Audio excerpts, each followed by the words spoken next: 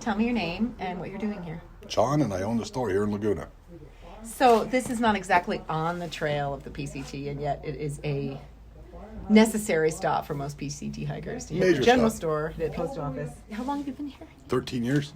How many hikers have you seen? Could you even estimate?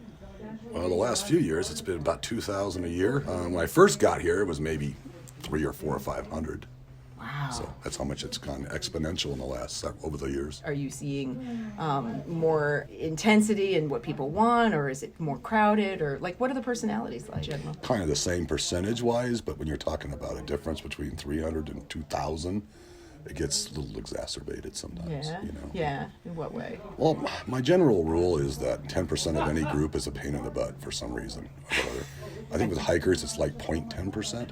Oh, that's kind of nice to know I as a mean, hiker myself. Yeah, that's my general feeling. Mm-hmm. I mean, all the hikers we've seen, and there's only like 5 that aren't allowed on the property anymore. After 13 years, that's a lot of people. That's a good percentage. And a couple of those weren't even real hikers. They were like drunks hanging out with hikers, if you get my drift. Oh, yeah. Well, we're only like 45 miles from the border? 42.6. 42.6. I should know exactly now. You should, at this yes. point, yeah. 42.6. So do people get here, I mean, after 42 miles and say, that's it, I got to Oh, I have an interesting example. This year I had a woman, who had a resupply box here with us. And about her pickup date, she called and asked if the box was here. I said, yep, got it right here. She goes, can you return it to the sender? I said, sure. So then she proceeds to tell me that she hiked from the border to Lake Marina, had a fantastic time, but realized that she ain't going any further. She was done.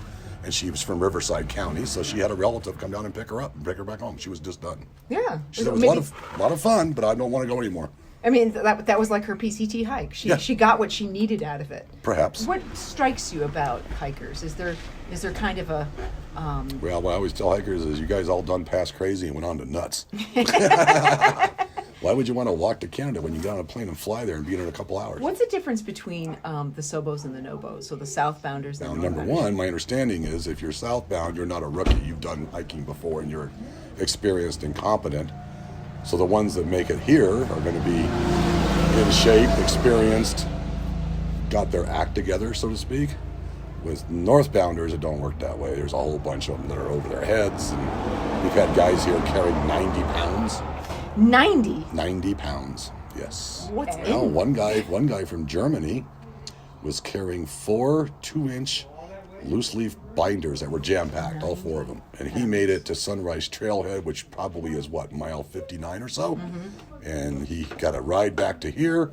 He walked up to me and he goes, so if I wanted to get from here to the airport, how do I do that? And there happened to be a day hiker here who was from Australia just visiting.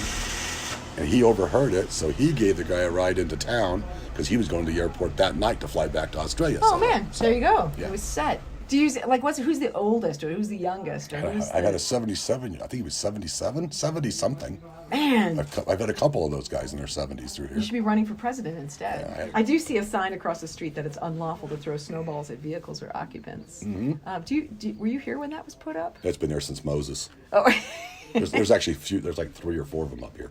people can't hold themselves back. Yeah, and a hiker actually told me that he was in the army and he's lived like all over the place, different countries, and he said that he's seen that same sign or something similar to it in like 5 different languages. So apparently we're not the only ones that are stupid here. Apparently it happens other places too. Yeah. Well, John, it's been really great talking to you. Thanks so much. Thank you, Allison.